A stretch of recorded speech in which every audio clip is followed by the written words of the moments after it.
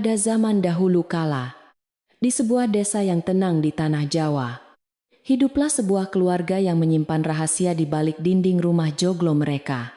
Desa Banyu Bening adalah nama tempat itu. Sebuah wilayah asri dengan hamparan sawah hijau yang membentang luas di bawah langit biru yang cerah.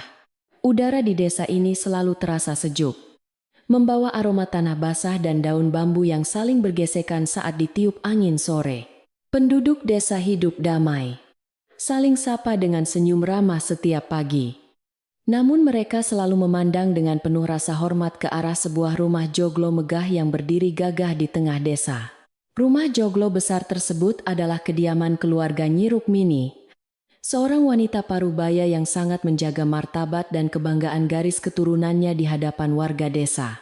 Nyi Rukmini selalu berjalan dengan punggung tegak, mengenakan kebaya sutra terbaik dan kain batik bermotif kuno yang menunjukkan status sosialnya yang tinggi.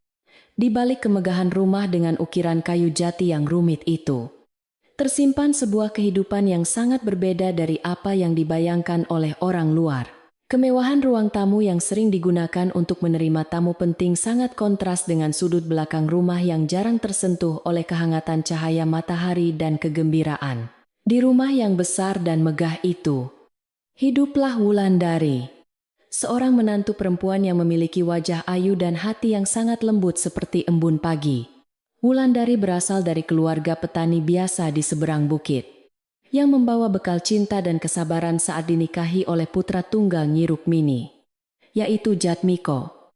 Namun, status sosial yang berbeda membuat Nyi Rukmini tidak pernah benar-benar menerima kehadiran Wulandari di dalam keluarga terhormatnya tersebut. Nyi Rukmini selalu memandang rendah menantunya, menganggap bahwa darah petani yang mengalir di tubuh Wulandari akan menodai kesucian dan kebanggaan silsilah keluarga bangsawan yang selama ini ia jaga mati-matian. Jatmiko, suami Wulandari, adalah seorang pedagang kain yang sangat sukses, namun harus sering melakukan perjalanan jauh melintasi berbagai kota berhari-hari lamanya. Ketika suaminya sedang tidak ada di rumah, penderitaan Wulandari akan dimulai sejak fajar menyingsing, hingga malam larut menyelimuti desa dengan keheningan. Nyi Rukmini melarang keras Wulandari untuk makan bersama di meja makan besar yang terbuat dari kayu jati di ruang tengah yang terang benderang. Ibu mertuanya itu memerintahkan Wulandari untuk menyantap makanannya sendirian di dapur belakang yang gelap, lembab, dan dipenuhi oleh kepulan asap kayu bakar setiap harinya. Setiap kali waktu makan tiba, Wulandari hanya diizinkan mengambil sisa makanan yang tidak habis dimakan oleh ibu mertuanya beserta tamu-tamu kehormatan di ruang depan. Nyi Rukmini seringkali melontarkan kata-kata tajam dengan wajah dingin, mengatakan bahwa tempat yang pantas bagi orang tanpa asal-usul mulia hanyalah di dekat perapian kotor.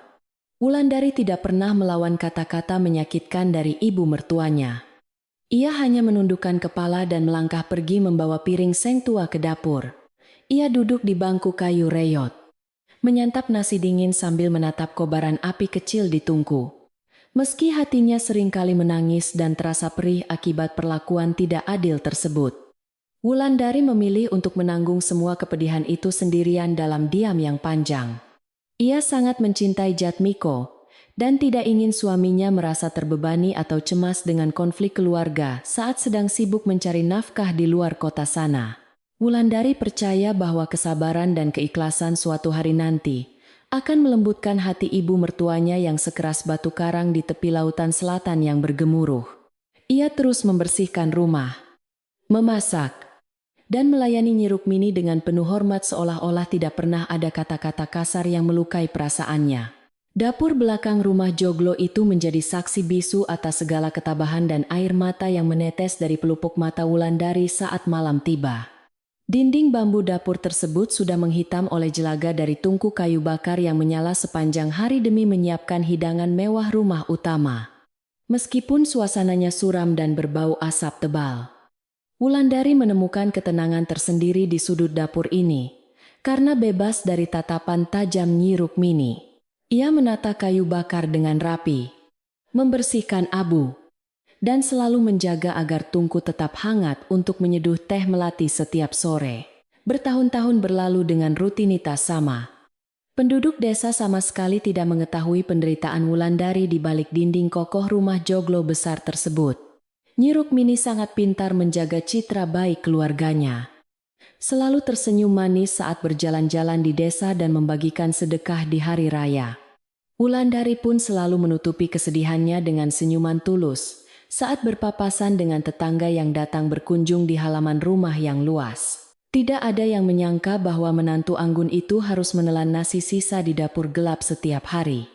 Suatu sore menjelang musim panen raya, langit desa Banyu Bening berwarna jingga keemasan ketika sebuah peristiwa kecil namun aneh memecah ketenangan warga. Seorang musafir tua dengan pakaian pudar dan bertongkat bambu panjang muncul di perbatasan desa. Dengan langkah tertatih-tatih, namun tatapan matanya tajam. Pria tua itu berjalan perlahan menyusuri jalan berdebu, sambil mengamati setiap sudut desa, seolah sedang mencari kenangan masa lalu yang hilang. Warga desa yang beristirahat di teras memandang musafir itu dengan rasa ingin tahu karena jarang ada orang luar datang. Musafir tua itu berhenti di warung kopi dekat balai desa dan meminta secangkir air putih untuk membasahi tenggorokannya yang kering.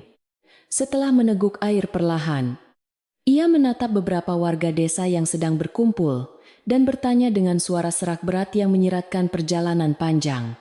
Musafir itu bertanya, apakah ada yang mengetahui keberadaan benda keramat yang dikenal dengan sebutan peti silsilah jati, peninggalan pendiri desa? Mendengar nama peti itu disebut orang asing, para warga seketika saling berpandangan dengan wajah terkejut karena benda tersebut sangat dihormati. Seorang petani parubaya yang duduk di warung menjawab bahwa peti silsilah jati itu memang ada dan disimpan di rumah terbesar. Petani tersebut menunjuk ke arah rumah joglo megah milik Nyi Rukmini, yang atapnya menjulang di antara pepohonan kelapa. Ia menjelaskan bahwa keluarga Nyi Rukmini adalah pemegang sah peti kuno tersebut secara turun-temurun sebagai bukti status kebangsawanan mereka di desa. Musafir tua itu menganggukkan kepalanya perlahan sambil mengelus janggut putihnya. Matanya memancarkan keraguan aneh saat mendengar nama Nyi Rukmini disebut dengan penuh hormat. Musafir itu bergumam pelan bahwa sejarah terkadang ditulis oleh mereka yang menemukan pena lebih dulu, bukan oleh mereka yang benar-benar memiliki cerita aslinya. Perkataan penuh teka-teki itu membuat warga desa mengerutkan kening kebingungan. Tidak memahami maksud tersembunyi dari ucapan sang tamu misterius tersebut. Tanpa memberikan penjelasan lebih lanjut, pria tua itu berdiri dan melanjutkan langkahnya menjauh dari desa menuju arah perbukitan yang mulai gelap. Ia meninggalkan sebuah tanda tanya besar yang perlahan menyebar seperti kabut malam di benak para penduduk desa Banyu Bening. Berita mengenai kedatangan musafir tua dan pertanyaannya tentang peti silsilah jati segera menyebar dari mulut ke mulut dengan sangat cepat di desa. Hanya dalam waktu 1 malam, kabar burung tersebut akhirnya sampai ke telinga Nyi Rukmini yang sedang menikmati sarapan paginya di ruang tengah. Wanita itu menghentikan kunyahannya dan meletakkan sendok perak dengan kasar di atas piring porselen, sehingga menimbulkan suara dentingan yang memecah kesunyian.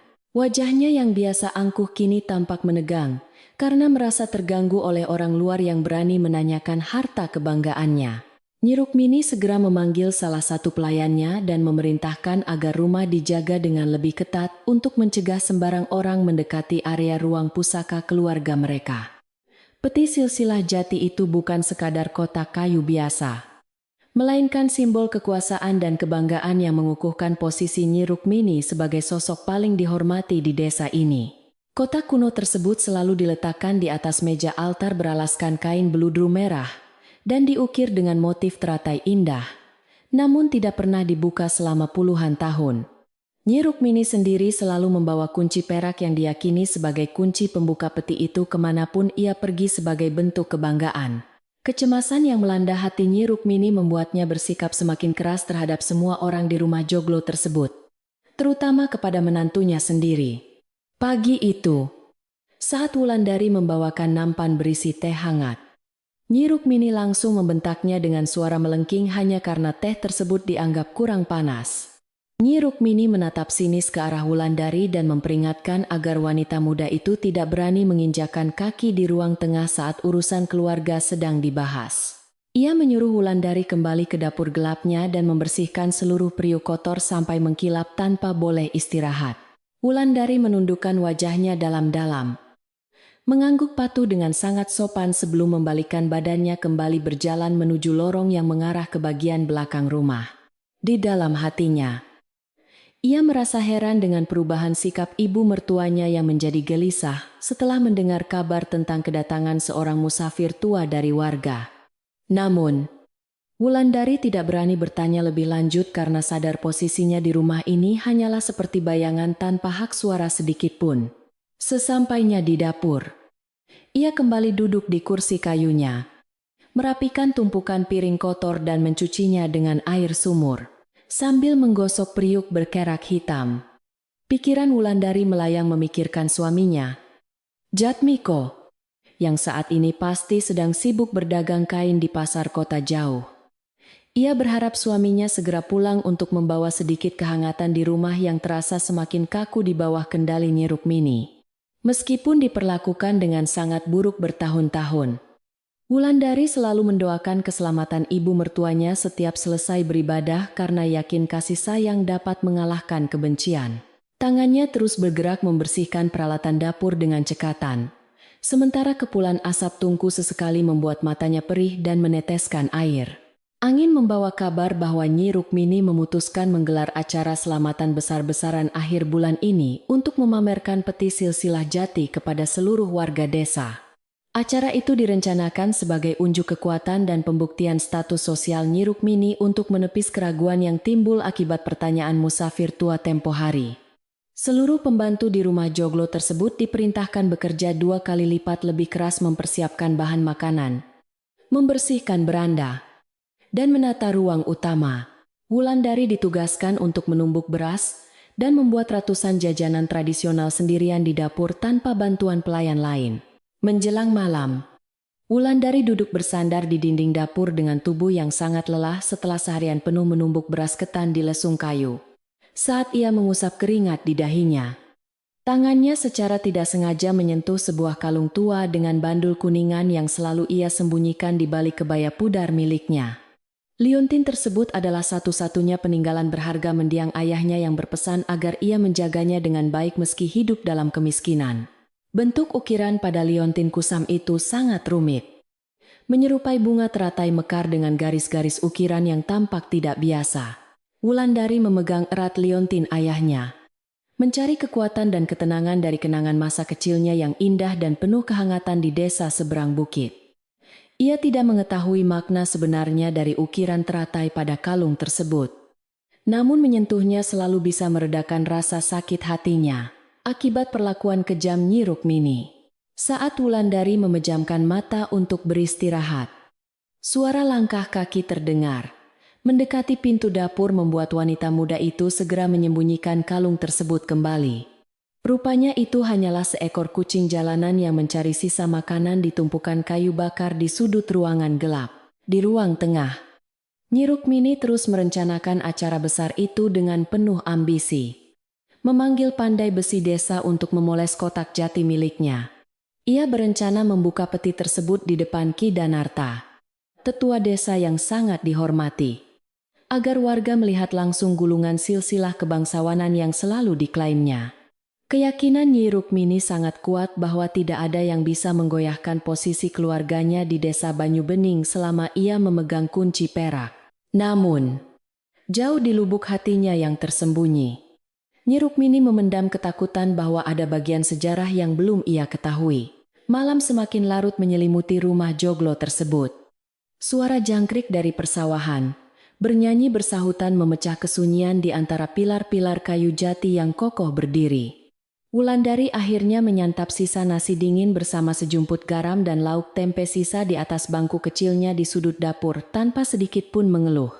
Perutnya yang lapar akhirnya terisi, dan ia mengucap syukur kepada Sang Pencipta atas makanan yang masih bisa dirasakannya meskipun di tempat gelap. Ia membereskan piring sengnya dengan tenang, bersiap mengistirahatkan tubuhnya yang letih di kamar sempit. dekat penyimpanan beras. Sebelum mematikan lampu minyak kecil di kamarnya, Wulandari sempat melirik ke arah jendela kayu yang terbuka dan melihat bintang-bintang berkelap-kelip di langit malam. Dalam keheningan itu, Wulandari merasa ada sebuah pertanda samar yang dibawa oleh angin sejuk yang berhembus menyentuh wajahnya dan membelai rambut panjangnya perlahan. Entah mengapa, hati kecilnya membisikkan bahwa hari-hari penuh penderitaan di dapur gelap dan penuh jelaga ini mungkin perlahan akan segera menemui titik akhirnya. Ia menarik selimut tipisnya yang usang, memejamkan mata dengan tenang dan membiarkan takdir berjalan menguraikan rahasia keluarga ini. Keesokan paginya, kokok ayam jantan membangunkan seluruh penghuni desa lebih awal dari biasanya. Karena antusiasme menyambut acara besar keluarga Nyi Rukmini mulai terasa. Kesibukan di rumah Joglo kembali berlanjut dengan intensitas tinggi, mengabaikan fakta bahwa ada seseorang yang terus bekerja dalam diam, tanpa mendapatkan penghargaan apapun. Wulandari sudah berada di depan tungku menyalakan api ketika matahari menyembulkan cahayanya di ufuk timur. Bersiap memulai hari baru yang melelahkan. Kisah ini baru saja berjalan perlahan, menunggu waktu yang tepat untuk mengungkapkan kebenaran yang tertidur di dalam peti kayu tua. Hari demi hari berlalu sejak kedatangan musafir tua misterius yang membawa pertanyaan aneh tentang peninggalan leluhur di desa ini. Kecemasan yang tumbuh di dalam dada Nyi Rukmini perlahan berubah menjadi sebuah obsesi yang menguasai seluruh pikirannya siang dan malam. Wanita parubaya itu mondar-mandir di ruang tengah rumah Joglo yang luas dengan wajah tegang dan dahi berkerut memikirkan cara membuktikan kekuasaannya. Ia mulai memerintahkan para pelayan untuk membersihkan setiap sudut rumah tanpa henti, seolah ingin menghapus jejak keraguan yang mungkin tertinggal. Suara langkah kakinya yang berat bergema di atas lantai kayu jati memecah kesunyian pagi yang biasanya terasa sangat menenangkan hati. Rencana besar Nyi Rukmini untuk mengadakan perayaan pembukaan peti silsilah jati segera menjadi buah bibir di seluruh penjuru desa Banyu Bening. Para penduduk desa berkumpul di balai pertemuan dan warung kopi untuk membicarakan keputusan mendadak dari keluarga paling terpandang tersebut.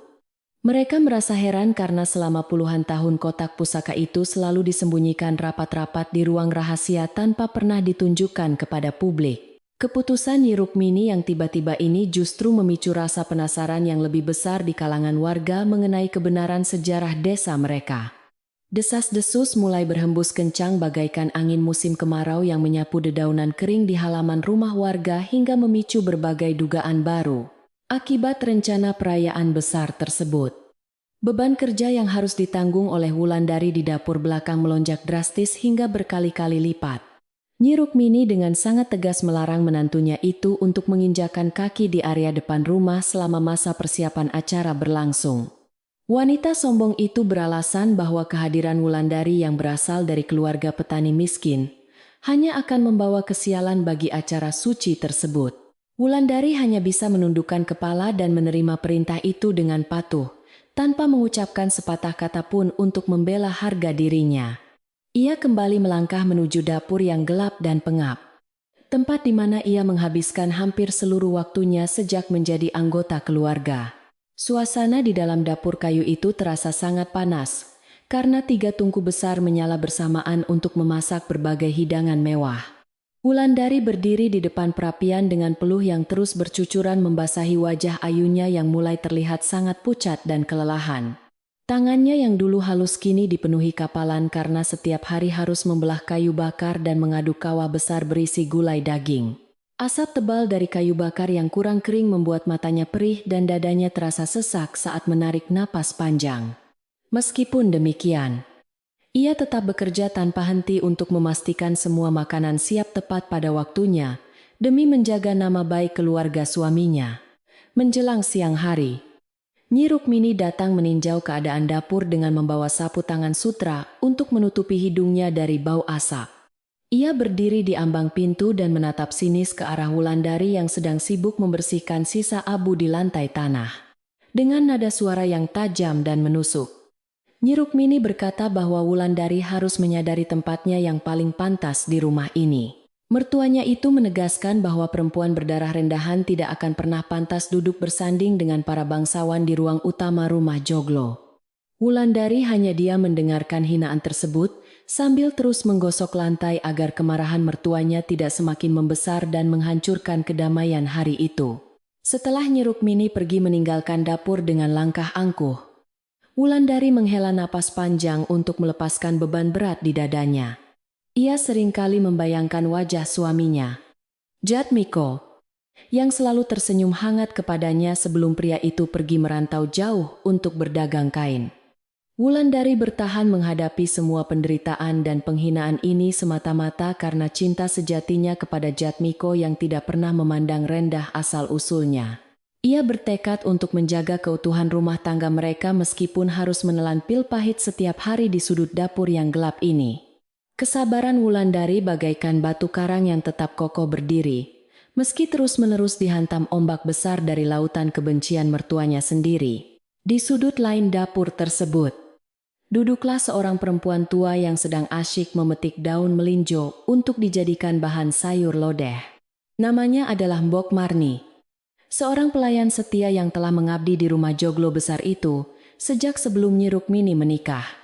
Mbok Marni menjadi saksi bisu atas segala kekejaman yang dilakukan oleh sang nyonya rumah terhadap menantu perempuannya yang sangat baik hati. Mata tuanya yang keriput selalu memancarkan rasa iba.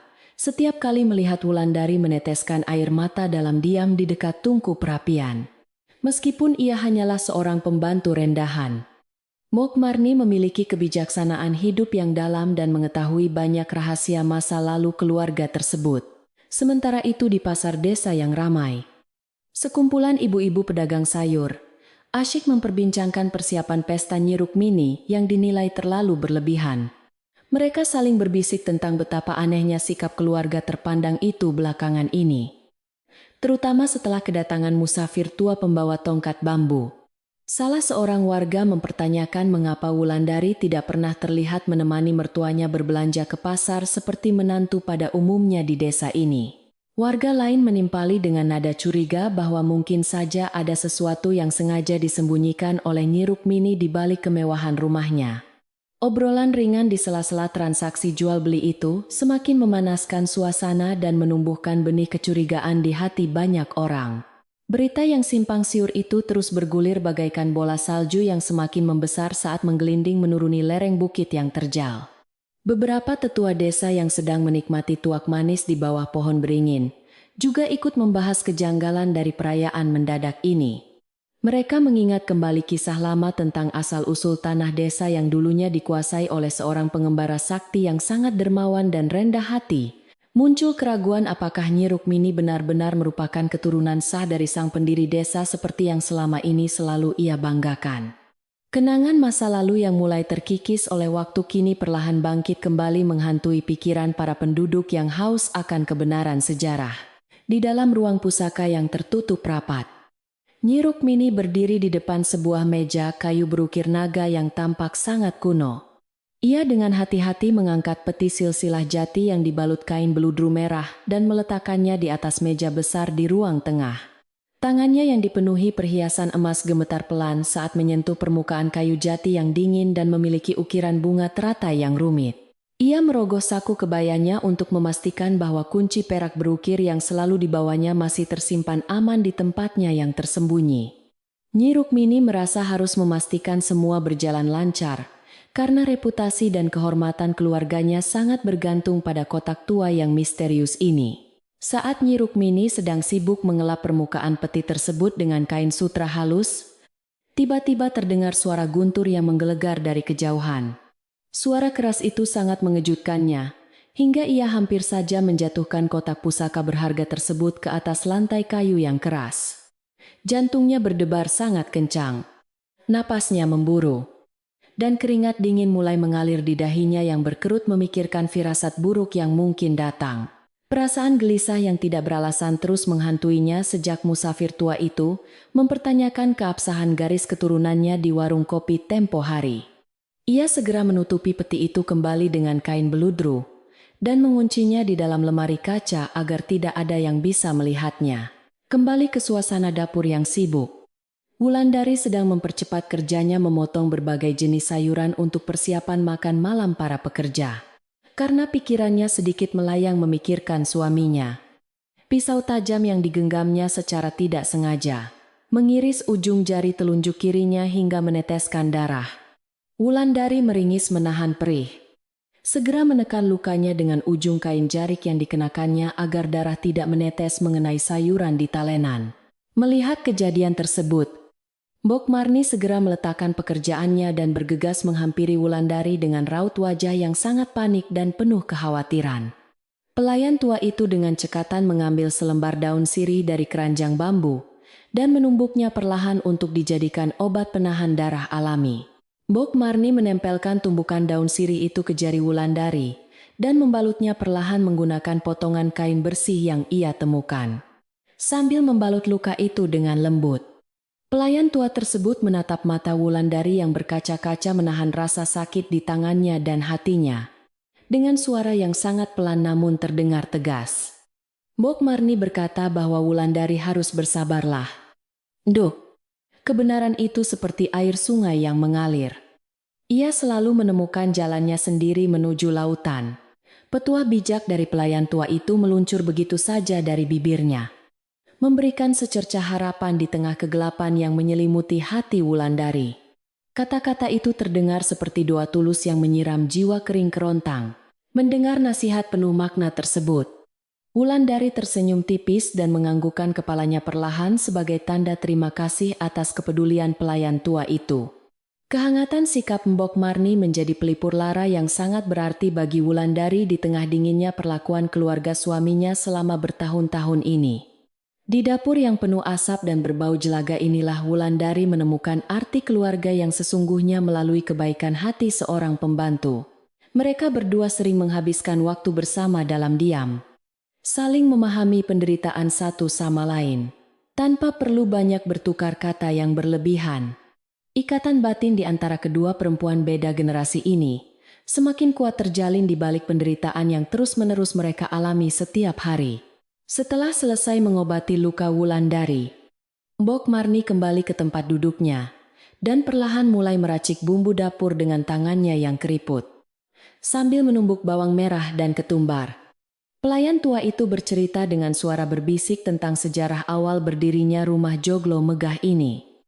Ia bercerita bahwa dahulu kala rumah ini dikenal sangat hangat dan terbuka bagi siapa saja sebelum sifat kesombongan mulai meracuni penghuninya. Mbok Marni tidak berani berbicara lebih jelas tentang siapa sebenarnya pemilik asli tanah ini, karena takut Nyi Rukmini akan mendengarnya dari luar. Namun dari nada suaranya, Wulandari bisa menangkap ada sebuah rahasia besar yang selama ini disembunyikan dengan sangat rapat di tempat ini. Perbedaan suasana antara bagian depan dan belakang rumah joglo itu semakin terasa nyata, seiring dengan semakin dekatnya hari pelaksanaan perayaan besar. Di ruang utama, lampu-lampu kristal mulai dibersihkan hingga berkilau terang. Benderang menerangi karpet merah tebal yang baru saja dibentangkan di lantai. Suara tawa dan obrolan para pekerja yang menghias ruangan terdengar riuh rendah, menciptakan suasana pesta yang sangat meriah dan penuh kegembiraan. Sementara itu di bagian belakang, dapur tetap menjadi tempat yang suram, gelap, dan hanya diterangi oleh nyala api dari tungku kayu. Wulandari terus bekerja dalam kesunyian yang mencekam, seolah keberadaannya di rumah mewah ini sama sekali tidak pernah dianggap ada oleh siapapun. Malam kembali turun menyelimuti desa Banyu Bening dengan hembusan angin dingin yang menusuk tulang hingga ke sela-sela dinding bambu yang berlubang. Setelah menyelesaikan seluruh pekerjaannya yang sangat melelahkan, Wulandari duduk sendirian di sudut dapur untuk menikmati jatah makan malamnya yang sangat sederhana. Di atas piring sengnya hanya ada seporsi nasi dingin yang keras dan sepotong tempe goreng sisa sarapan pagi yang sudah alot. Sambil mengunyah makanannya perlahan, Wulandari kembali mengeluarkan liontin kuningan tua dari balik kebayanya dan menatap ukiran bunga teratai yang menghiasinya. Cahaya remang-remang dari lampu minyak tanah membuat ukiran kuno tersebut tampak hidup dan memancarkan aura misterius yang sangat memikat hati. Dalam keremangan malam yang sepi, Wulandari meraba setiap lekukan garis pada ukiran teratai di liontin warisan ayahnya dengan ujung jarinya. Ia selalu merasa takjub melihat betapa detail dan halusnya karya seni kuno ini, meskipun bahan kuningannya sudah memudar dimakan usia panjang. Tiba-tiba, Ia teringat pada bentuk ukiran yang pernah ia lihat sekilas pada peti kayu jati milik mertuanya saat membersihkan ruang tengah. Bentuk kelopak bunga teratai pada kalungnya memiliki kesamaan yang sangat luar biasa dengan pola ukiran yang mengelilingi lubang kunci peti tersebut. Penemuan kecil ini membuat jantungnya berdegup sedikit lebih kencang, memunculkan ribuan pertanyaan di kepalanya yang tidak bisa ia temukan jawabannya malam itu. Di kamar utama yang mewah, Nyi Rukmini tiba-tiba terbangun dari tidurnya dengan napas tersengal-sengal dan keringat dingin membasahi seluruh tubuhnya.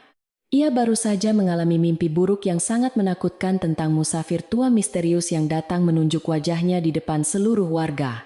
Dalam mimpinya, peti kayu jati itu tiba-tiba hancur berkeping-keping dan mengeluarkan debu hitam yang menyapu habis seluruh harta kekayaan dan kehormatannya.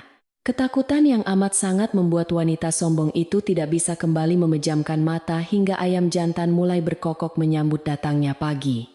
Ia menyadari bahwa perayaan esok hari adalah satu-satunya cara untuk membungkam semua keraguan dan mengamankan posisinya sebagai penguasa rumah joglo ini. Pagi harinya, dengan mata yang masih sembab karena kurang tidur, Nyi Rukmini memerintahkan pelayannya untuk segera menyebar undangan ke seluruh desa. Undangan khusus yang ditulis di atas daun lontar dengan tinta emas itu ditujukan kepada para sesepuh desa dan tokoh masyarakat penting. Nama Ki Danarta, sang tetua desa yang paling dihormati karena pengetahuannya yang luas tentang sejarah Banyu Bening, berada di urutan teratas. Nyi Rukmini yakin bahwa jika Ki Danarta menyaksikan langsung pembukaan peti silsilah jati, tidak akan ada lagi penduduk desa yang berani meragukannya. Ia mengerahkan seluruh sisa hartanya untuk menyajikan hidangan paling lezat dan hiburan gamelan terbaik demi memukau para tamu undangan yang hadir.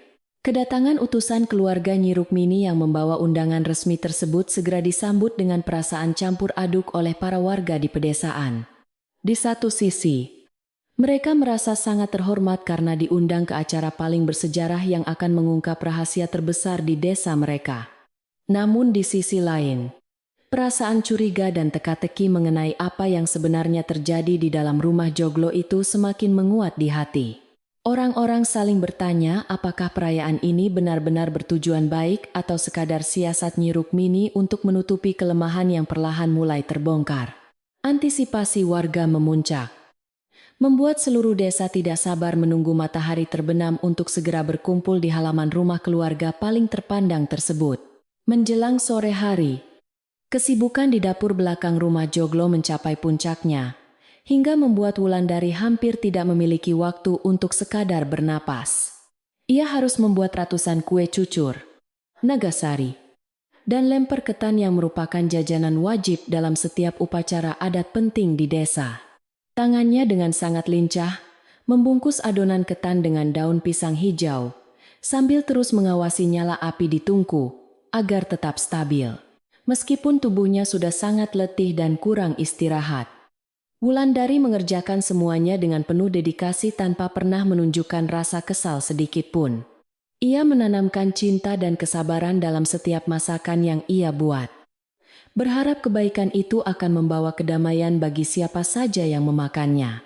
Sesaat sebelum para tamu undangan mulai berdatangan melewati gerbang utama, Nyi Rukmini menyempatkan diri mendatangi dapur belakang dengan wajah yang galak. Ia memandang rendah ke arah Wulandari, yang sedang sibuk menyusun tumpukan kue di atas nampan anyaman bambu dengan tangan penuh tepung. Dengan suara yang sangat mengancam, Nyi Rukmini memberikan peringatan terakhir agar menantu miskinnya itu tidak berani menampakkan wajah di acara malam ini. Ia mengancam akan mengusir Wulandari dari rumah ini jika sampai ada tamu kehormatan yang melihat keberadaannya di sekitar ruang utama yang terang. Nyi Rukmini sangat khawatir jika penampilan Wulandari yang lusuh akan merusak citra kebangsawanan yang telah ia bangun dengan sangat susah payah. Wulandari menghentikan pekerjaannya sejenak, menatap mata mertuanya dengan pandangan yang tenang, lalu menundukkan kepalanya sebagai tanda kepatuhan yang sudah menjadi kebiasaannya. Ia berkata dengan suara lembut bahwa ia akan mematuhi semua perintah tersebut dan tidak akan keluar dari dapur sampai acara benar-benar selesai. Dalam hati kecilnya, Wulandari justru merasa sangat bersyukur karena tidak perlu hadir di tengah keramaian pesta yang penuh dengan kemunafikan tersebut. Ia lebih memilih ditemani oleh kehangatan api tungku dan kesunyian malam daripada harus menghadapi tatapan merendahkan dari orang-orang kaya yang sombong. Baginya, dapur yang penuh jelaga ini adalah tempat perlindungan paling aman dari segala bentuk kekejaman dunia luar yang terus menyiksa batinnya. Malam yang dinanti-nantikan oleh seluruh penduduk desa akhirnya tiba dengan diiringi suara tabuhan gamelan yang mengalun merdu memecah keheningan udara malam. Cahaya puluhan lampu minyak yang digantung di sepanjang pendopo rumah joglo bersinar terang benderang, menerangi wajah para tamu undangan yang hadir. Di ruang tengah, peti silsilah jati sudah diletakkan dengan sangat anggun di atas meja utama yang ditutupi oleh kain sutra berwarna emas.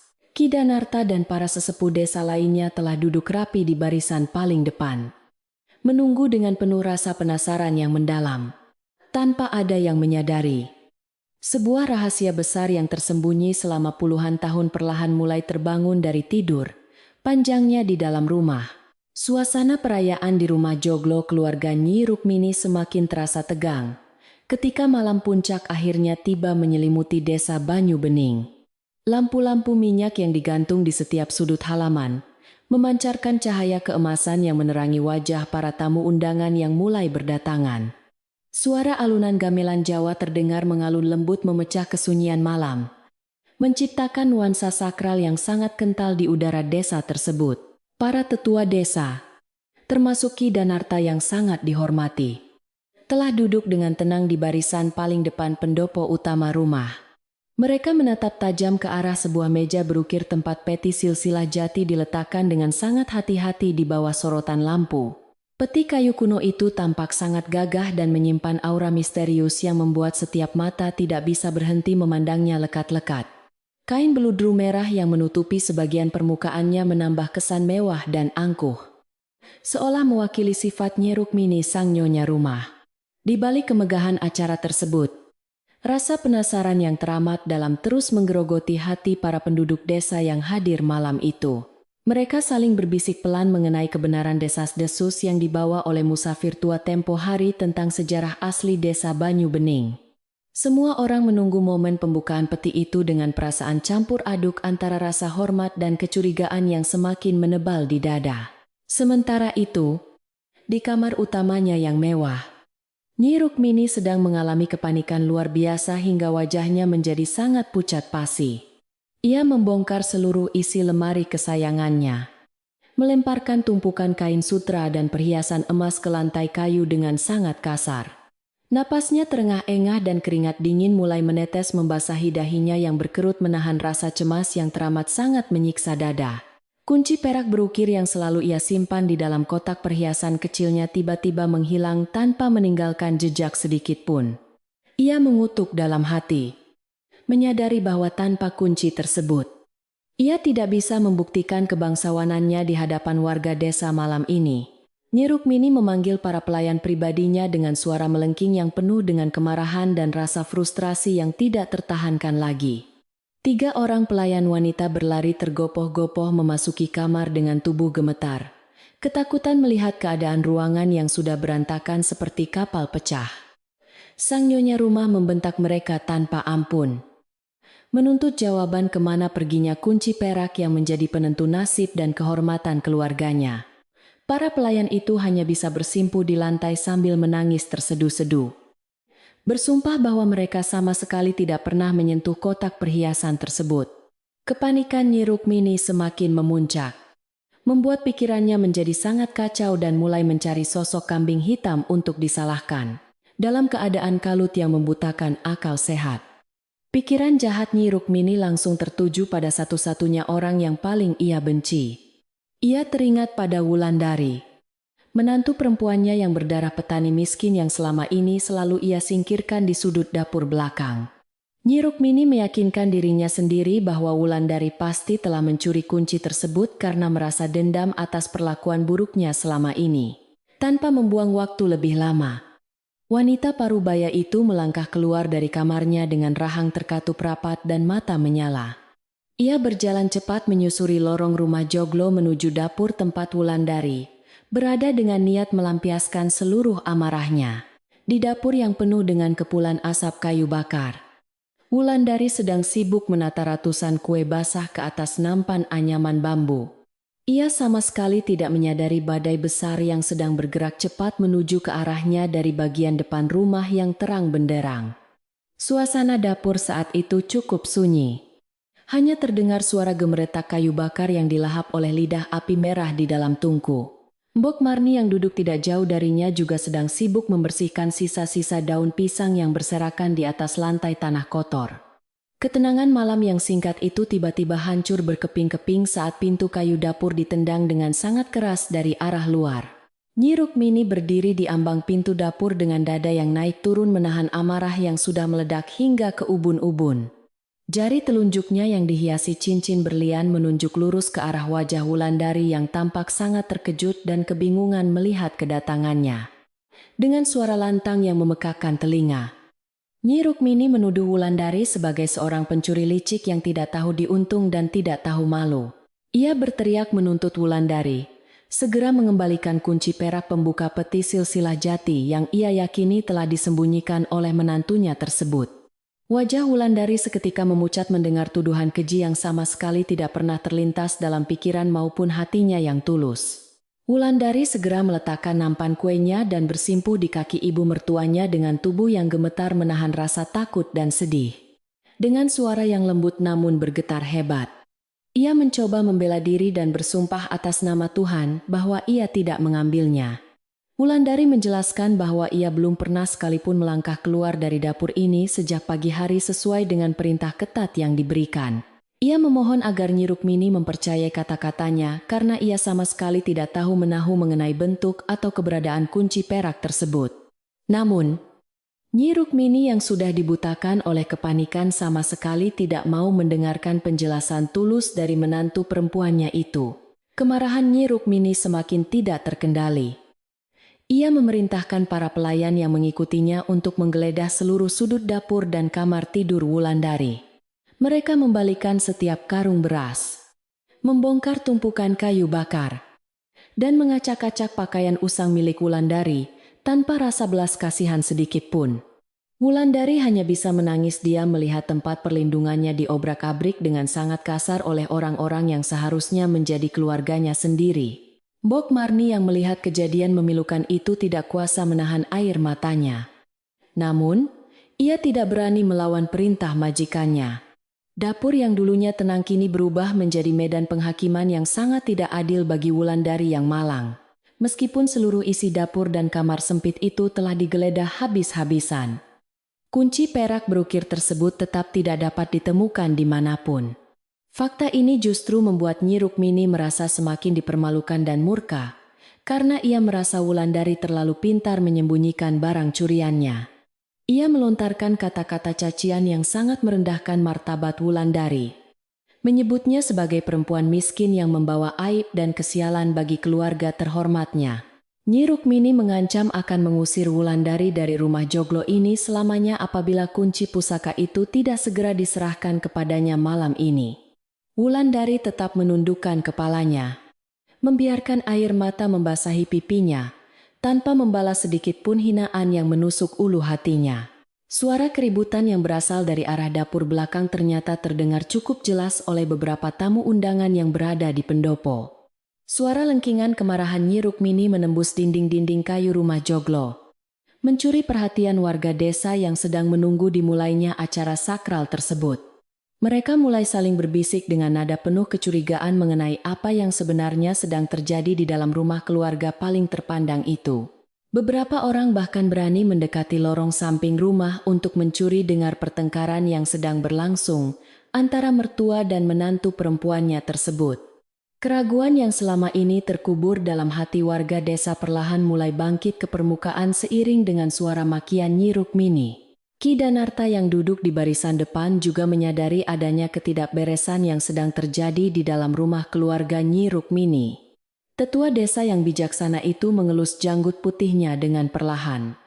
Sorot matanya yang tajam menyiratkan ribuan pemikiran mendalam mengenai rahasia lama. Ia mulai mengingat kembali kisah-kisah masa lalu yang sering diceritakan oleh kakeknya mengenai pemilik asli dari peti silsilah jati tersebut. Ki Danarta mengetahui dengan pasti bahwa keluarga Nyi Rukmini sebenarnya hanyalah orang kepercayaan yang ditugaskan untuk menjaga harta peninggalan sang pendiri. Sikap arogan dan berlebihan dari Nyi Rukmini malam ini semakin memperkuat keyakinan Ki Danarta bahwa ada kebenaran yang sengaja disembunyikan. Melihat situasi yang semakin tidak menguntungkan baginya, Nyi Rukmini akhirnya menghentikan amarahnya di dapur dan memutuskan untuk segera kembali ke pendopo. Ia tidak ingin para tamu undangan, terutama Ki Danarta, mengetahui bahwa kunci pembuka peti silsilah jati telah hilang dari genggamannya. Sebelum pergi, ia memberikan tatapan sinis yang penuh dengan ancaman mematikan kepada Wulandari yang masih bersimpuh lemas di atas lantai kotor. Nyi Rukmini memperingatkan Wulandari untuk tetap tinggal di dapur dan bersiap menerima hukuman berat setelah perayaan malam ini selesai dilaksanakan. Wanita sombong itu merapikan kebayanya dan berjalan tergesa-gesa kembali ke ruang utama dengan jantung yang berdebar tidak karuan. Setelah kepergian Nyi Rukmini dan para pelayannya, suasana dapur kembali menjadi sunyi dan hanya menyisakan isak tangis tertahan dari bibir Wulandari. Bok Marni perlahan mendekati perempuan muda yang sedang hancur hatinya itu, mengelus punggungnya dengan penuh kasih sayang layaknya seorang ibu kandung. Pelayan tua itu membantu Wulandari berdiri dan memapahnya untuk duduk di atas bangku kayu panjang yang terletak di dekat perapian hangat. Bok Marni mengambil secangkir air putih hangat dan memberikannya kepada Wulandari agar perasaan menantunya yang teraniaya itu bisa sedikit lebih tenang. Ia menyeka air mata Wulandari dengan ujung kain kebayanya sambil membisikkan doa-doa keselamatan untuk perempuan yang sangat berbudi luhur tersebut. Bok Marni duduk di sebelah Wulandari dan menatap wajahnya dengan sorot mata yang penuh dengan makna tersembunyi yang sulit untuk diartikan. Dengan suara yang sangat pelan dan hati-hati, pelayan tua itu berkata bahwa Wulandari harus bersabarlah. Nduk, kebenaran itu seperti cahaya fajar yang tidak akan bisa dicegah oleh kegelapan malam. Bok Marni meyakinkan Wulandari bahwa Tuhan tidak pernah tidur dan selalu mencatat setiap tetes air mata orang yang terzalimi di dunia. Nasihat bijak dari perempuan tua itu perlahan mengalir menyejukkan hati Wulandari yang sedang terbakar oleh rasa sedih dan ketidakadilan yang meremukkan jiwanya. Wulandari menganggukkan kepalanya perlahan, mencoba menyerap setiap kebaikan dari kata-kata tersebut. Waktu terus merangkak maju. Malam semakin larut ketika Nyi Rukmini terpaksa memulai acara perayaan dengan perasaan cemas yang terus menghantuinya. Di pendopo utama, ia mencoba tersenyum manis menyapa para tamu undangan, meskipun tangannya terasa sangat dingin dan gemetar tak tertahankan. Nyi Rukmini berdiri di samping peti silsilah jati, memberikan pidato pembukaan yang panjang lebar mengenai kehebatan garis keturunan keluarganya yang mulia. Ia bercerita dengan sangat bangga bagaimana leluhurnya membangun desa Banyu Bening dari hutan belantara menjadi sebuah pemukiman yang sangat makmur. Namun, pidatonya yang berapi-api itu justru terdengar hampa dan penuh dengan kepalsuan di telinga sebagian besar penduduk desa yang hadir. Sementara kemunafikan sedang dipertontonkan di ruang utama. Wulandari masih terduduk sendirian di dalam kamarnya yang sempit dan remang-remang di bagian belakang. Ia mengunci pintu kamarnya agar tidak ada lagi orang yang datang mengganggu dan merusak sisa-sisa kedamaian di dalam hatinya malam itu. Wulandari menyalakan sebuah lampu minyak kecil dan meletakkannya di atas meja kayu usang yang berdebu di sudut ruangan tidurnya yang sederhana. Tangannya secara refleks kembali merogoh ke balik kebayanya untuk mengambil liontin kuningan tua peninggalan mendiang ayahnya yang selalu setia menemaninya. Ia menggenggam erat benda kecil itu, seolah mencari dukungan kekuatan dari roh leluhurnya untuk menghadapi cobaan hidup yang semakin berat. Di bawah cahaya lampu minyak yang berkedip-kedip ditiup angin malam, Wulandari mengamati ukiran bunga teratai pada liontinnya dengan sangat teliti. Ia mengingat kembali tuduhan Nyi Rukmini mengenai kunci perak yang hilang dan menghubungkannya dengan bentuk lubang kunci pada peti silsilah jati. Ingatannya memutar kembali bayangan ukiran teratai pada kota kuno tersebut, yang secara kebetulan memiliki lekukan dan garis yang sangat identik. Jantung Wulandari berdegup semakin kencang saat menyadari bahwa pola tonjolan pada bagian belakang liontinnya terlihat sangat pas untuk sebuah lubang kunci. Sebuah pemikiran gila namun masuk akal tiba-tiba menyelinap ke dalam benaknya. memunculkan tanda tanya besar mengenai jati dirinya yang sebenarnya. Wulandari teringat akan pesan terakhir mendiang ayahnya sebelum menghembuskan napas terakhir di atas ranjang bambu reot bertahun-tahun yang lalu di desanya. Sang ayah berpesan dengan suara yang terputus-putus, agar ia selalu menjaga liontin kuningan itu dengan nyawanya, karena itu adalah lambang kehormatan. Ayahnya tidak pernah menjelaskan apa maksud dari kata kehormatan tersebut. Mengingat keluarga mereka selama ini selalu hidup dalam kubangan kemiskinan. Kini, serpihan-serpihan teka-teki itu mulai menyatu dalam pikiran Wulandari, membentuk sebuah gambaran sejarah yang jauh lebih besar dari sekadar nasib tragisnya. Ia mulai menyadari bahwa darah yang mengalir di tubuhnya mungkin bukanlah darah petani biasa seperti yang selalu dihina oleh mertuanya. Penemuan fakta yang mengejutkan ini membuat tubuh Wulandari gemetar, karena ia menyadari beban rahasia besar yang kini tergeletak di telapak tangannya. Ia menatap liontin kuningan itu dengan perasaan takjub. Tidak menyangka bahwa benda usang dan kusam ini memiliki kaitan dengan harta Banyu Bening. Jika tebakannya benar, maka liontin ini adalah kunci asli dari peti silsilah jati. Sementara kunci perak milik Nyi Rukmini hanyalah tiruan. Fakta ini akan memutarbalikkan seluruh tatanan kehidupan di desa ini dan membongkar kebohongan keluarga suaminya yang telah berlangsung selama puluhan tahun. Wulandari merasa ketakutan namun sekaligus mendapatkan keberanian baru untuk berdiri tegak menghadapi segala bentuk penindasan yang menyiksanya. Di ruang utama pendopo, Nyi Rukmini terus berusaha mengulur waktu agar ia tidak perlu segera membuka gembok peti silsilah jati tersebut. Ia menyuruh para penari ronggeng untuk tampil lebih lama dan meminta para pelayan untuk terus menuangkan minuman keras ke gelas tamu. Namun, kesabaran warga desa mulai habis karena mereka datang ke acara ini semata-mata untuk melihat isi dari gulungan silsilah yang dijanjikan. Beberapa tokoh masyarakat mulai bersuara lantang, meminta Nyi Rukmini untuk segera menghentikan pertunjukan dan menepati janjinya membuka peti kuno yang misterius itu. Tekanan dari para tamu membuat Nyi Rukmini semakin terpojok. Keringat dingin kembali mengucur deras di punggungnya yang tertutup kebaya sutra. Mendengar suara desakan warga yang semakin riuh dari arah depan, Wulandari di dalam kamarnya akhirnya mengambil sebuah keputusan yang sangat bulat. Ia menyeka sisa air mata di pipinya dan mengikat rambut panjangnya ke belakang dengan sangat rapi menggunakan selembar pita kain sederhana. Wulandari merapikan kebayanya yang usang, mengambil napas panjang untuk mengisi paru-parunya dengan udara malam yang dingin dan keberanian yang baru lahir. Ia menyelipkan liontin kuningan itu ke dalam genggaman tangan kanannya, bertekad untuk membuktikan kebenaran di hadapan seluruh penduduk desa Banyu Bening. Langkah kakinya yang biasanya selalu menunduk dan ragu, kini berubah menjadi tegap dan penuh dengan keyakinan yang tidak tergoyahkan lagi. Wulandari melangkah keluar dari kamarnya dan berjalan menyusuri lorong yang menghubungkan dapur belakang dengan ruang tengah rumah joglo yang sangat terang. Ia berjalan melewati Mbok Marni yang sedang mencuci piring, memberikan sebuah senyuman tulus penuh makna kepada pelayan tua yang setia itu. Mbok Marni tertegun melihat perubahan aura pada diri Wulandari, yang kini memancarkan wibawa dan ketenangan luar biasa yang belum pernah terlihat sebelumnya. Pelayan tua itu menghentikan pekerjaannya, memandang kepergian Wulandari dengan mata berkaca-kaca, seolah menyadari bahwa malam ini akan menjadi malam paling bersejarah. Takdir yang tertidur lelap akhirnya terbangun untuk meluruskan garis keturunan yang telah lama disembunyikan. Suara langkah kaki Wulandari yang halus nyaris tidak terdengar di tengah riuhnya percakapan para tamu undangan yang sedang menuntut pembukaan peti. Ia berhenti sejenak di balik tirai beludru yang memisahkan area keluarga dengan pendopo utama, mengintip situasi yang sedang terjadi di luar. Ia melihat ibu mertuanya berdiri dengan tubuh gemetar di samping meja jati.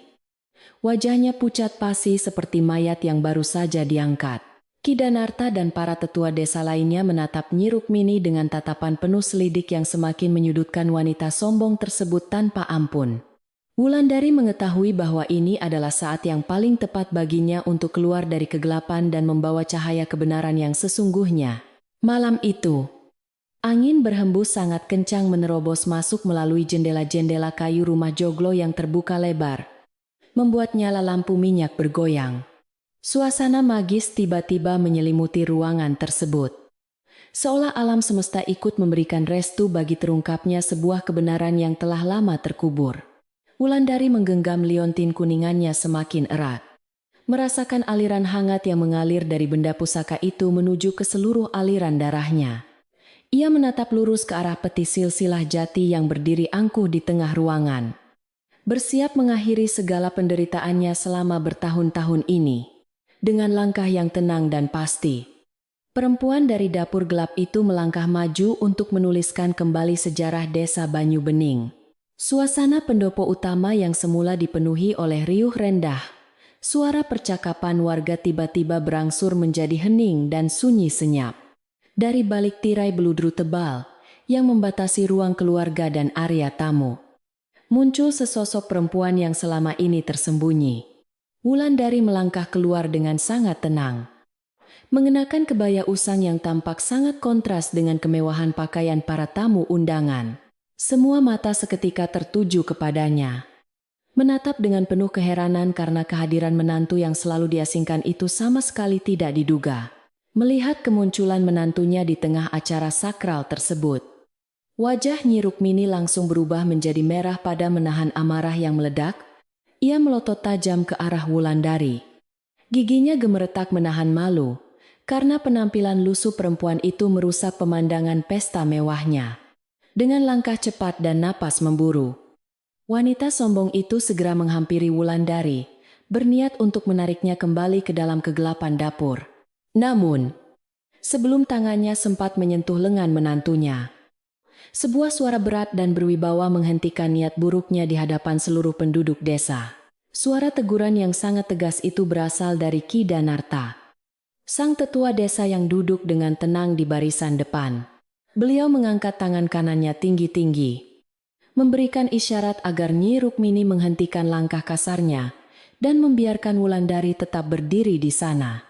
Ki Danarta berkata dengan nada suara datar, namun penuh ketegasan bahwa setiap anggota keluarga berhak menyaksikan pembukaan peti pusaka ini. Nyi Rukmini terpaksa mundur beberapa langkah dengan wajah ditekuk. Tidak berani membantah perintah dari sosok yang paling dihormati di desa, untuk menutupi rasa gugup dan malunya yang semakin membesar. Nyi Rukmini segera kembali berdiri di samping meja tempat peti diletakkan. Ia mengambil sebuah kunci kuningan cadangan dari balik lipatan kain kebayanya. Sebuah kunci yang diam-diam ia siapkan untuk keadaan darurat. Dengan tangan gemetar dan keringat dingin yang terus menetes di dahinya, ia mencoba memasukkan kunci cadangan tersebut ke lubang gembok. Seluruh penduduk desa menahan napas mereka, menatap lekat-lekat setiap gerakan tangan Nyi Rukmini yang sedang mencoba membuka rahasia masa lalu. Nyi Rukmini memutar kunci cadangan itu dengan sekuat tenaga. Namun gembok tua pada peti silsilah jati itu sama sekali tidak bergerak. Ia mencoba menarik dan mendorongnya berkali-kali hingga tangannya terasa lecet. Namun usahanya sia-sia belaka karena kunci itu memang bukan pasangannya. Suara gesekan logam yang dipaksakan terdengar sangat nyaring memecah kesunyian, menambah kepanikan yang semakin menguasai akal sehat sang nyonya rumah. Bisik-bisik keraguan kembali terdengar berdengung di antara para tamu undangan yang mulai menyadari kejanggalan dari tindakan panik Nyi Rukmini tersebut.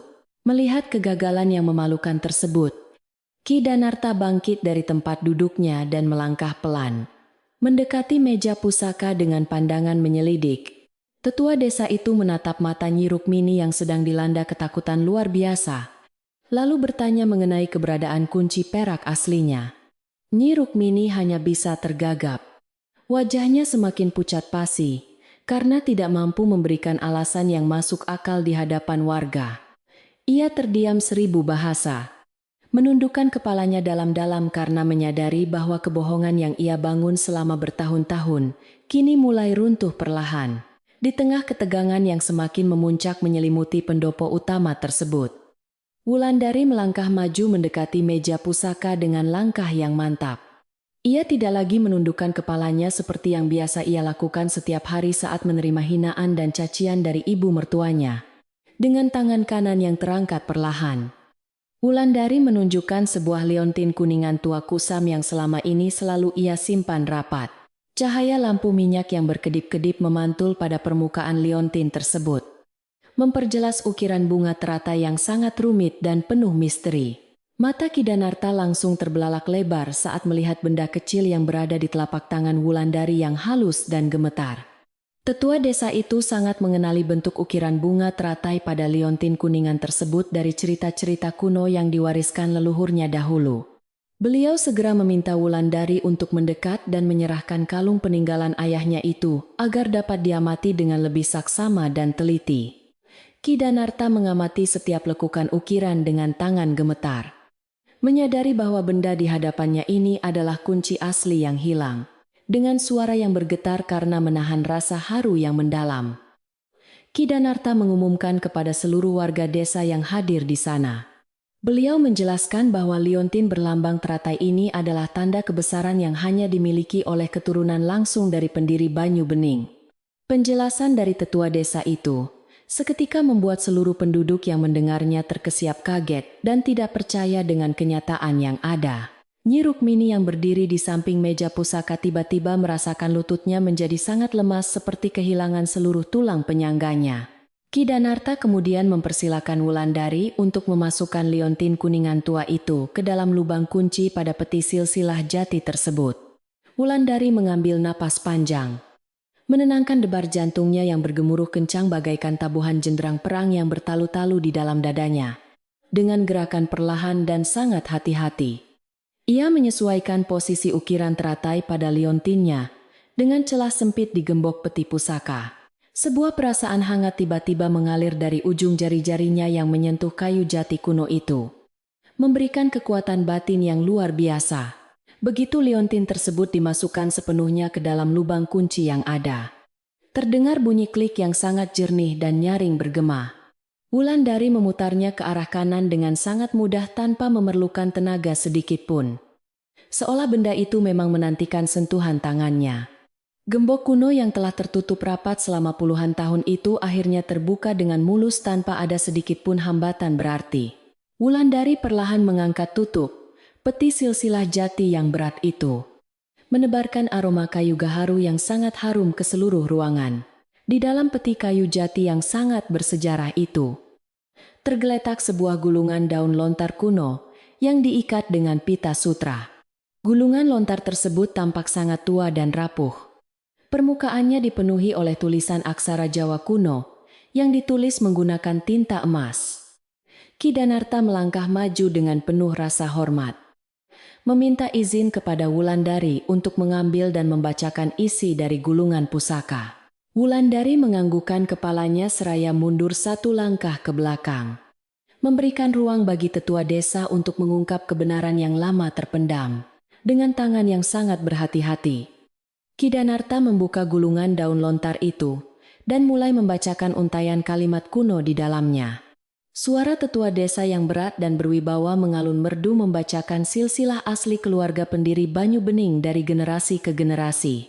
Di dalam catatan bersejarah tersebut tertulis dengan sangat jelas nama kakek buyut Wulandari sebagai pemilik sah atas seluruh tanah desa. Catatan itu menguraikan secara rinci batas-batas wilayah dan harta benda yang menjadi hak mutlak dari garis keturunan murni sang pendiri. Kidanarta terus membacakan bagian selanjutnya dari gulungan lontar yang justru membongkar sebuah rahasia kelam keluarga Nyi Rukmini selama ini. Ternyata leluhur Nyi Rukmini pada zaman dahulu hanyalah seorang penjaga keamanan dan pengurus harta yang dipercaya oleh keluarga pendiri desa. Ketika musibah wabah penyakit melanda dan keluarga asli terpaksa mengungsi ke tempat jauh, leluhur Nyi Rukmini mengambil alih seluruh kekuasaan. Mereka menyembunyikan kebenaran tersebut rapat-rapat, mengklaim tanah dan rumah joglo ini sebagai milik pribadi mereka dari generasi ke generasi berikutnya. Mendengar kenyataan pahit yang dibacakan oleh Kidanarta secara lantang di hadapan warga, tubuh Nyi Rukmini seketika luruh ke lantai. Wanita yang biasanya selalu tampil angkuh dan menyombongkan kebangsawanannya itu kini terduduk bersimpuh dengan wajah pucat pasi tanpa ada perlawanan. Kebohongan besar yang selama ini menjadi fondasi utama kehidupannya hancur berkeping-keping, tidak tersisa lagi di bawah terang cahaya kebenaran mutlak. Tidak ada kekerasan yang terjadi. Namun rasa malu yang teramat sangat telah menghukum batinnya jauh lebih menyakitkan daripada pukulan fisik. Seluruh penduduk desa Banyu Bening yang memadati pendopo utama terdiam 1000 bahasa meresapi. Kenyataan mengejutkan yang baru saja mereka dengarkan. Wajah-wajah mereka memancarkan rasa tidak percaya sekaligus kemarahan yang tertahan karena selama ini telah dibohongi oleh keluarga penjaga harta tersebut. Pandangan mereka beralih dari Nyi Rukmini yang terpuruk menyedihkan menuju sosok Wulandari yang berdiri tegak dengan penuh keanggunan di tengah ruangan. Mereka menyadari bahwa perempuan berpakaian lusuh yang selama ini dikucilkan di dapur gelap itu adalah putri bangsawan yang sesungguhnya. Meskipun kini ia telah mengetahui status aslinya sebagai pemilik sah atas seluruh kekayaan dan rumah joglo megah di desa ini. Wulandari tidak sedikit pun menunjukkan sikap balas dendam atau kesombongan kepada ibu mertuanya yang sedang menangis terseduh-seduh di atas lantai. Wajah ayunya tetap memancarkan kelembutan dan kasih sayang yang luar biasa tulus. Persis seperti sifat asli leluhurnya yang terkenal dermawan. Ia menunduk memandang Nyi Rukmini dengan tatapan penuh iba. Memahami betapa hancurnya perasaan wanita itu setelah kehilangan seluruh harga dirinya. Dari arah sudut ruangan di dekat tiang kayu jati penyangga pendopo, Bok Marni berdiri mengusap air matanya yang jatuh berlinangan. Pelayan tua yang telah mengetahui sebagian kebenaran sejak lama itu, merasa sangat lega karena beban penderitaan Wulandari akhirnya terangkat sudah. Perkataannya tentang kebenaran yang akan selalu menemukan jalannya seperti air sungai menuju lautan luas, akhirnya benar-benar terbukti pada malam ini. Bok Marni tersenyum penuh syukur melihat ketabahan hati Wulandari membuahkan hasil manis setelah melewati ujian kesabaran yang sangat amat berat. Setelah selesai membacakan seluruh isi pesan peninggalan leluhur tersebut, Ki Danarta menggulung kembali daun lontar kuno itu dengan sangat hati-hati. Beliau melangkah mendekati Wulandari dan menyerahkan gulungan pusaka itu langsung ke tangannya sebagai simbol penyerahan kembali hak kepemilikan yang sah. Ki Danarta membungkukkan badannya dengan penuh rasa hormat yang mendalam kepada Wulandari. Diikuti oleh seluruh penduduk desa yang hadir di sana. Suasana sakral dan penuh keharuan menyelimuti rumah joglo tersebut. Menandai sebuah pergantian takdir yang sangat bersejarah bagi desa Banyu Bening. Wulandari menerima gulungan lontar tersebut dengan kedua tangannya yang bergetar hebat menahan gelombang perasaan haru yang tidak mampu ia bendung. Air mata kebahagiaan akhirnya menetes membasahi pipinya yang pucat. Bukan karena harta kekayaan yang kini kembali ke pangkuannya secara utuh. Ia menangis karena merasa terbebas dari rantai penderitaan dan penghinaan yang selama bertahun-tahun selalu mengikat lehernya dengan sangat kejam tanpa ampun. Wulandari mengucapkan terima kasih dengan suara yang sangat lembut kepada Ki Danarta dan seluruh warga desa yang telah menjadi saksi. Setelah suasana perlahan menjadi sedikit lebih tenang dan terkendali, Wulandari berjalan perlahan mendekati Nyi Rukmini yang masih tertunduk menangis meratapi nasib. Alih-alih mengusir atau menghukum mertuanya itu atas segala kejahatan dan siksaan yang pernah dilakukan di dapur yang gelap dan pengap, Wulandari justru berjongkok di hadapannya dan menyentuh bahu Nyi Rukmini dengan tangan kanannya yang sangat lembut dan penuh dengan kasih. Ia berkata dengan suara yang tenang bahwa ia tidak akan pernah membalas kebencian dengan kebencian karena itu hanya akan merusak jiwa. Wulandari menyatakan di hadapan seluruh penduduk desa bahwa Nyi Rukmini akan tetap tinggal di rumah joglo ini sebagai ibu mertuanya. Ia menegaskan bahwa harta dan kedudukan bukanlah hal yang paling penting di dunia ini dibandingkan dengan kedamaian dan keutuhan keluarga. Keputusan Wulandari yang sangat luar biasa bijaksana dan pemaaf itu membuat seluruh warga yang menyaksikannya meneteskan air mata rasa kagum. Nyi Rukmini mengangkat wajahnya yang basah oleh air mata, menatap menantunya dengan pandangan penuh penyesalan yang sangat dalam dan menyakitkan. Malam perayaan yang awalnya dirancang sebagai panggung kesombongan Nyi Rukmini justru berakhir menjadi malam pengungkapan kebenaran yang sangat amat mengharukan. Para tamu undangan perlahan mulai membubarkan diri meninggalkan rumah joglo megah tersebut dengan membawa sebuah kisah luar biasa di hati. Mereka berjalan pulang menyusuri jalanan desa yang disinari cahaya bulan purnama dengan perasaan lega karena sejarah telah diluruskan malam itu. Angin malam yang berhembus lembut menyapu dedaunan pohon kelapa seolah ikut merayakan kembalinya hak sang pewaris sah di desa tersebut. Peti silsilah jati kini dibiarkan terbuka di atas meja utama, memancarkan aura kebijaksanaan yang telah lama terkurung di dalam kegelapan. Liontin kuningan peninggalan ayah Wulandari masih menancap dengan sangat sempurna di lubang kuncinya, menjadi bukti nyata atas takdir yang adil. Rumah joglo besar yang selama ini dipenuhi oleh energi kebencian dan kesombongan, kini terasa jauh lebih sejuk dan sangat damai. Tidak ada lagi ketegangan yang menyesakkan dada. Hanya ada keheningan panjang yang mengantarkan penghuni rumah menuju babak baru kehidupan mereka. Malam itu, Wulandari tidak lagi melangkah kembali ke sudut dapur belakang yang gelap dan berbau asap untuk mengistirahatkan tubuhnya yang letih. Ia duduk di ruang tengah rumah joglo aslinya, menatap langit-langit berukir dengan perasaan damai yang belum pernah ia rasakan sebelumnya. Kegelapan masa lalu telah sirna digantikan oleh cahaya kebenaran yang bersinar sangat terang menerangi jalan hidupnya yang baru ke depan. Kisah tentang ketabahan hati seorang menantu akhirnya mengubah sejarah desa Banyu Bening, selamanya dalam sebuah malam yang tidak terlupakan. Matahari pagi bersinar sangat cerah di ufuk timur, membawa kehangatan yang menyapu sisa-sisa udara dingin di desa Banyu Bening. Cahaya keemasan menembus celah-celah dedaunan pepohonan kelapa, menerangi halaman rumah joglo besar yang kini terasa jauh lebih damai dari sebelumnya. Kicauan burung merpati yang bersahutan di atas atap genteng tanah liat, seolah ikut merayakan terbitnya lembaran kehidupan yang sama sekali baru. Angin sejuk berhembus pelan membawa aroma bunga melati yang mekar di taman, menghapus seluruh jejak ketegangan yang sempat mencekik udara malam tadi. Penduduk desa memulai aktivitas harian mereka dengan perasaan lega yang teramat sangat setelah kebenaran sejarah desa mereka terungkap dengan jelas.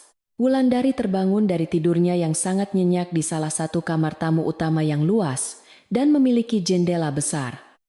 Ia merasakan kelembutan kasur kapuk berlapis kain katun halus yang menopang punggungnya. Sebuah kemewahan yang tidak pernah ia rasakan sebelumnya. Pikirannya melayang kembali pada dipan kayu keras di sudut kamar sempit dekat penyimpanan beras yang selama ini menjadi tempat peristirahatannya. Perempuan berhati malaikat itu mengucap syukur kepada Sang Pencipta karena badai penderitaan yang menyiksa batinnya selama bertahun-tahun akhirnya telah berlalu sepenuhnya. Ia bangkit dari tempat tidur dengan senyuman ringan, bersiap menyambut hari baru sebagai pemilik sah rumah joglo bersejarah ini. Di sisi lain rumah megah itu, Nyi Rukmini tidak berani melangkahkan kakinya keluar kamar dengan dagu terangkat tinggi lagi. Wanita yang dulunya sangat sombong kini hanya mengenakan kain kebaya katun sederhana tanpa satupun perhiasan yang melekat di tubuhnya. Wajahnya terlihat lebih tua dan lelah. Garis-garis penyesalan tercetak jelas di sekitar matanya yang sembab karena menangis semalaman. Ia menyadari betapa kejam perbuatannya selama ini terhadap menantu perempuannya yang ternyata keturunan bangsawan asli. Hukuman terberat baginya bukanlah pengusiran kasar, melainkan belas kasih tulus Wulandari, yang membuat hatinya hancur lebur diremuk oleh rasa bersalah. Menjelang siang hari, sebuah kereta kuda berhenti perlahan di depan gerbang kayu, berukir rumah joglo keluarga Banyu Bening tersebut. Jatmiko, suami Wulandari yang selama berminggu-minggu pergi berdagang kain melintasi berbagai kota, akhirnya kembali pulang membawa banyak barang bawaan. Pria berwajah tampan itu melangkah turun dari keretanya dengan senyum kerinduan yang mengembang lebar untuk istri dan ibu tercintanya. Jatmiko sama sekali tidak mengetahui peristiwa besar yang telah mengguncang pondasi keluarganya pada malam perayaan pembukaan peti silsilah kemarin. Sepanjang jalan menuju rumah, ia merasa sedikit heran melihat beberapa tetangga menatapnya dengan pandangan penuh haru dan senyuman penuh makna. Jatmiko bergegas melangkah masuk ke dalam rumah dan langsung berjalan menuju area dapur belakang untuk mencari istri tercintanya. Ia sudah terbiasa menemukan Wulandari sedang sibuk memasak di dekat tungku perapian yang penuh dengan kepulan asap kayu bakar. Namun alangkah terkejutnya Jatmiko ketika ia tidak melihat sosok istrinya di sudut gelap yang biasanya menjadi tempat perempuan itu bekerja. Ia hanya menemukan Bok Marni yang sedang membersihkan sayuran dengan wajah yang memancarkan kebahagiaan luar biasa dan senyuman yang sangat lebar. Pelayan tua itu menyapa kepulangan majikannya dengan sopan dan memberi isyarat bahwa kehidupan di rumah ini telah berubah total.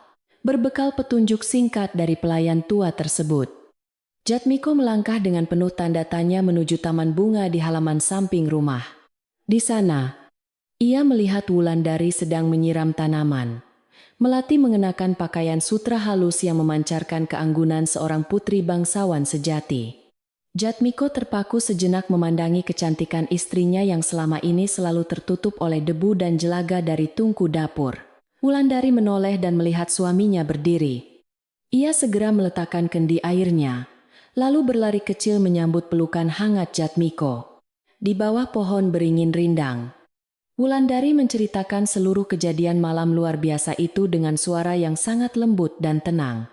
Mendengar penjelasan istrinya mengenai kekejaman ibunya dan rahasia besar keluarga mereka, Jatmiko merasa dadanya sesak oleh rasa bersalah yang dalam. Ia tidak menyangka bahwa selama ia pergi berdagang, istri yang disayanginya harus menanggung siksaan batin yang begitu berat sendirian. Air mata penyesalan menetes dari pelupuk mata Jatmiko. Ia menggenggam erat kedua tangan Wulandari dan memohon ampun atas kelalaiannya. Wulandari tersenyum manis, menghapus air mata suaminya dengan ujung jarinya, seraya berkata bahwa semua penderitaan itu telah berlalu. Perempuan luar biasa itu meyakinkan Jatmiko bahwa jalan takdir memang harus berliku untuk mencapai kedamaian sejati. Jatmiko kemudian berjalan menemui Nyi Rukmini yang sedang duduk melamun sendirian di tepi ranjang kamarnya dengan pandangan mata yang kosong. Melihat putra tunggalnya pulang, tangis wanita Parubaya itu kembali pecah tak tertahankan memenuhi seisi ruangan yang terasa sunyi. Nyi Rukmini memeluk erat tubuh Jatmiko, mengucapkan ribuan kata maaf di sela-sela isak tangisnya atas kesombongan dan kebutaan hatinya. Jatmiko membalas pelukan ibunya dengan penuh kasih sayang. Menasihatinya agar menjadikan kebesaran hati Wulandari sebagai pelajaran hidup yang berharga. Ia menegaskan bahwa mulai hari ini, tidak boleh ada lagi sekat status sosial di dalam rumah joglo warisan ini. Perubahan besar mulai terjadi dalam keseharian di rumah joglo megah tersebut seiring berpindahnya kepemimpinan keluarga ke tangan Wulandari. Ia mengatur urusan rumah tangga dengan pendekatan yang sangat berbeda dari mertuanya. Penuh kelembutan, namun tetap memiliki ketegasan yang adil. Para pelayan yang dulunya sering dibentak kini diperlakukan layaknya anggota keluarga sendiri yang saling membantu menyelesaikan semua pekerjaan. Wulandari memberikan upah yang sangat layak kepada mereka dan memastikan setiap orang mendapatkan waktu istirahat yang cukup. Suasana rumah yang dulu kaku dan penuh tekanan kini berubah menjadi penuh canda tawa dan kehangatan persaudaraan yang kental. Ruangan dapur belakang yang selama bertahun-tahun menjadi saksi bisu penderitaan Wulandari, kini telah dirombak menjadi jauh lebih baik dan terang. Wulandari memerintahkan tukang kayu untuk memperlebar ukuran jendela agar cahaya matahari dan udara segar bisa masuk dengan leluasa. Dinding bambu yang dulunya hitam kelam ditutupi jelaga tebal kini telah diganti dengan papan kayu jati baru yang sangat bersih. Tempat itu tidak lagi menjadi penjara gelap, melainkan sebuah ruangan hangat tempat berkumpulnya para wanita meracik bumbu masakan. Suara nyanyian pelan sering terdengar mengalun dari dapur mengiringi suara pisau yang beradu dengan talenan kayu. Suatu pagi yang cerah, Wulandari sedang asyik memasak sayur lodeh dan menggoreng ikan asin bersama Mbok Marni di dapur baru. Mereka berdua sesekali tertawa kecil membicarakan kelucuan kucing peliharaan yang sedang malas-malasan tidur di atas tumpukan karung beras. Tiba-tiba, sosok Nyi Rukmini muncul di ambang pintu dapur dengan langkah ragu-ragu dan kepala yang sedikit menunduk. Wanita parubaya itu tidak lagi menutupi hidungnya dengan sapu tangan sutra, karena aroma dapur kini tercium sangat bersih. Nyi Rukmini menawarkan diri dengan suara pelan untuk membantu mengupas bawang merah dan memotong cabai di dalam keranjang bambu. Tawaran tak terduga dari mantan penguasa rumah yang terkenal kejam itu membuat Mbok Marni menghentikan pekerjaannya karena sangat terkejut. Namun, Wulandari menyambut niat baik ibu mertuanya tersebut dengan senyuman yang sangat lebar dan tulus tanpa ada rasa canggung. Ia segera menarik sebuah kursi kayu pendek dan mempersilakan Nyi Rukmini untuk duduk bergabung bersama mengelilingi meja bumbu. Ketiga wanita beda generasi itu akhirnya duduk bersama memotong sayuran layaknya sebuah keluarga yang utuh dan harmonis.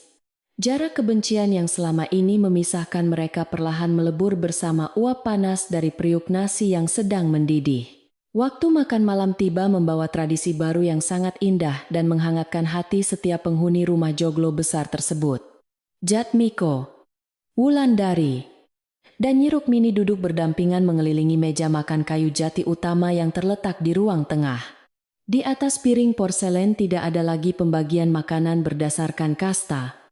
Semua orang menikmati hidangan lezat yang sama rata. Wulandari dengan hormat menyendokkan nasi hangat dan lauk pauk ke piring ibu mertuanya. Memastikan wanita itu makan hingga kenyang. Tidak ada lagi yang harus menelan nasi sisa yang dingin di sudut dapur gelap penuh kesepian. Setelah selesai menyantap makan malam, keluarga kecil itu pindah ke teras depan, menikmati secangkir teh melati buatan Bok Marni. Cahaya bulan purnama bersinar sangat terang menyinari halaman rumah, memberikan nuansa keperakan yang menenangkan jiwa siapa saja yang melihatnya. Nyi Rukmini menyeruput teh hangatnya dengan wajah yang tampak jauh lebih damai dibandingkan saat ia masih gila kekuasaan. Beban berat berupa rahasia kebohongan leluhur yang puluhan tahun dipikulnya kini telah terangkat sempurna dari pundaknya. Ia menemukan kebahagiaan sejati dalam kesederhanaan dan kasih sayang tulus dari menantu yang dulu sangat ia benci. Sebagai pewaris sah tanah Banyu Bening, Wulandari mulai mengelola aset warisan leluhurnya dengan kebijaksanaan dan rasa keadilan yang amat tinggi. Ia menurunkan biaya sewa sawah bagi petani miskin dan menghapuskan hutang para janda tua yang kesulitan menebus beras harian. Kebijakan sosial Wulandari segera memulihkan kembali nama baik keluarga besarnya yang sempat tercoreng oleh keserakahan penguasa di masa lalu. Ia membuka lumbung padi keluarga setiap hari Jumat untuk membagikan bahan makanan pokok kepada warga desa yang membutuhkan bantuan. Tindakan mulia ini membuat sosoknya sangat dicintai dan dihormati, melebihi penghormatan kepada penguasa manapun di wilayah tersebut. Ki Danarta sang tetua desa sering mampir berkunjung ke rumah joglo tersebut untuk sekadar bertukar pikiran mengenai urusan kemasyarakatan. Pria tua yang bijaksana itu selalu tersenyum bangga melihat bagaimana Wulandari memimpin dengan mengedepankan nilai kemanusiaan luhur dan welas asih. Ki Danarta berkata kepada Jatmiko bahwa desa Banyu Bening belum pernah merasakan kemakmuran sedalam ini sejak zaman pendirinya dahulu. Beliau melihat semangat leluhur sejati yang penuh welas asih telah bangkit kembali dan mengalir deras di dalam aliran darah Wulandari. Ketabahan Wulandari telah mengembalikan keseimbangan alam dan kehidupan sosial warga desa ke arah yang jauh lebih baik. Jatmiko sendiri akhirnya mengambil sebuah keputusan besar untuk mengurangi frekuensi perjalanan dagangnya yang sering memakan waktu hingga berbulan-bulan lamanya. Ia ingin menghabiskan lebih banyak waktu di rumah, mendampingi istri tercintanya mengelola lahan pertanian desa yang membutuhkan banyak perhatian rutin. Jatmiko menemukan kesenangan baru dalam mengawasi panen padi dan berbincang dengan para petani lokal di gubuk sawah sambil minum kopi. Ia menyadari bahwa harta kekayaan hasil berdagang di kota jauh tidak ada artinya jika dibandingkan dengan kebersamaan bersama keluarga. Wulandari sangat mendukung keputusan suaminya, merasa bahwa kehidupan pernikahannya kini menjadi jauh lebih sempurna dan penuh berkah melimpah. Peti silsilah jati yang menjadi saksi bisu terbongkarnya rahasia besar desa kini diletakkan secara permanen di sudut ruang keluarga. Kotak kuno tersebut tidak lagi ditutupi kain beludru, melainkan dibiarkan terbuka, memamerkan gulungan lontar usang, berisi kebenaran sejarah. Wulandari tidak menggunakan peti itu sebagai alat kesombongan, melainkan menjadikannya pengingat abadi tentang pentingnya menjaga kejujuran dan kerendahan hati dalam hidup. Kunci kuningan berbentuk bunga teratai peninggalan ayahnya tetap menempel pada gemboknya, menjadi simbol terikatnya masa lalu dan masa depan. Benda pusaka itu kini memancarkan kedamaian, tidak lagi menyimpan ambisi kelam yang pernah merusak ikatan persaudaraan sesama manusia. Pendapat para penduduk desa mengenai keluarga terpandang ini juga mengalami perubahan yang sangat positif seiring berjalannya waktu yang menyembuhkan luka. Mereka tidak hanya menghormati Wulandari karena statusnya sebagai keturunan asli bangsawan pendiri desa yang memiliki kendali penuh atas seluruh kekayaan. Lebih dari itu, warga desa mengagumi ketangguhan mental dan kebaikan hati Wulandari yang mampu bertahan melewati ujian yang sangat pedih. Sikap pemaaf terhadap Nyi Rukmini menjadi kisah teladan yang terus diceritakan oleh orang tua kepada anak-anak mereka saat malam. Mereka belajar bahwa kebesaran sejati tidak diukur dari mahkota, melainkan dari seberapa luas hati seseorang memaafkan. Musim panen raya akhirnya tiba dengan membawa hasil bumi yang melimpah ruah, menguningkan seluruh petak sawah sejauh mata memandang mempesona. Wulandari memutuskan untuk mengadakan sebuah pesta panen yang terbuka bagi seluruh lapisan masyarakat, tanpa membedakan kasta atau jabatan sosial mereka. Halaman rumah Joglo yang luas dihiasi janur kuning melengkung dan berbagai hiasan tradisional indah yang terbuat dari daun kelapa segar. Ratusan warga desa berbondong-bondong datang membawa hasil panen terbaik mereka untuk dimasak dan disantap bersama dalam suasana penuh rasa kegembiraan. Pesta ini menjadi simbol perayaan kembalinya hak yang hilang dan kebangkitan jiwa sosial masyarakat yang tertidur. Di tengah keramaian pesta rakyat tersebut, pemandangan paling menyentuh hati adalah kehadiran Nyi Rukmini yang ikut membaur bersama para warga biasa. Wanita parubaya itu dengan sabar membagikan piring berisi nasi kuning dan ayam panggang kepada anak-anak kecil yang sedang asyik berlarian. Penduduk desa yang dahulu merasa takut kepadanya, kini mulai tersenyum ramah dan menyapanya dengan panggilan rasa hormat yang tulus tanpa paksaan. Nyi Rukmini membalas sapaan mereka dengan senyuman yang memancarkan kehangatan yang benar-benar berasal dari dasar hatinya yang telah bersih dari kesombongan. Ia menyadari bahwa rasa hormat yang didapat melalui kebaikan jauh lebih menenangkan dibandingkan sebuah ketakutan. Bok Marni berdiri di ambang pintu pendopo dengan secangkir teh di tangannya, memperhatikan pemandangan menakjubkan yang terjadi di halaman rumah. Matanya yang keriput berkaca-kaca menahan rasa haru melihat keluarga majikannya menemukan jalan pulang menuju kedamaian setelah melewati badai mengerikan. Pelayan tua itu menganggukkan kepalanya pelan. Teringat kembali pada petua bijaknya tentang aliran air sungai yang selalu menemukan jalan menuju lautan. Kebenaran yang selama puluhan tahun dibendung tembok kebohongan akhirnya menjebol rintangan tersebut dan mengalir memberikan kehidupan baru bagi sekitarnya. Ia merasa tugasnya sebagai pengamat setia telah purna. Kini ia bisa menikmati masa tuanya di lingkungan damai.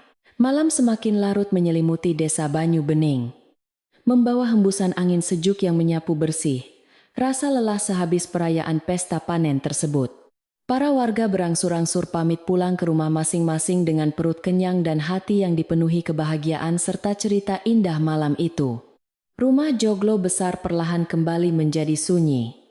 Namun kesunyian kali ini sama sekali tidak terasa mencekam atau membawa hawa kesepian panjang. Bangunan bersejarah itu kini berdiri kokoh di atas fondasi kejujuran dan cinta kasih. Bukan lagi ditopang oleh kesombongan pilar kebohongan masa lalu. Suara jangkrik dari kejauhan melantunkan melodi merdu mengiringi istirahat panjang para penghuni yang berhati damai di kamar tidur utama yang terang. Wulandari dan Jatmiko berdiri bersebelahan menatap hamparan bintang berkelap-kelip dari balik jendela kayu yang terbuka. Jatmiko merangkul bahu istrinya dengan lembut, mencium kening perempuan luar biasa yang telah menyelamatkan keluarganya dari kehancuran moral yang amat memalukan. Wulandari menyandarkan kepalanya di dada bidang suaminya, merasakan detak jantung Jatmiko yang berirama tenang, selaras dengan kedamaian di dalam hatinya. Mereka menyadari bahwa badai sekeras apapun tidak akan pernah mampu merobohkan rumah tangga yang dibangun di atas kesabaran dan keikhlasan. Kepulan asap dapur di masa lalu kini hanyalah cerita lama yang tidak akan menyiksa kembali. Keesokan paginya, seorang petani tua yang sedang berjalan menyusuri pematang sawah menatap rumah Joglo megah itu dengan seulas senyuman penuh kelegaan. Ia membetulkan letak caping di kepalanya sambil berkata dengan suara pelan kepada temannya yang sedang sibuk menyangi gulma di lumpur sawah basah. Dan sejak malam itu, aroma nasi yang ditanak dengan cinta tidak lagi bersembunyi di sudut dapur, melainkan mengaliri seluruh rumah, membawa kedamaian yang tak akan pernah pudar lagi. Ucapnya, perkataan sederhana dari penduduk desa itu, menjadi penutup kisah perjuangan seorang menantu yang mengalahkan keangkuhan dengan bermodalkan ketabahan hati tiada tara.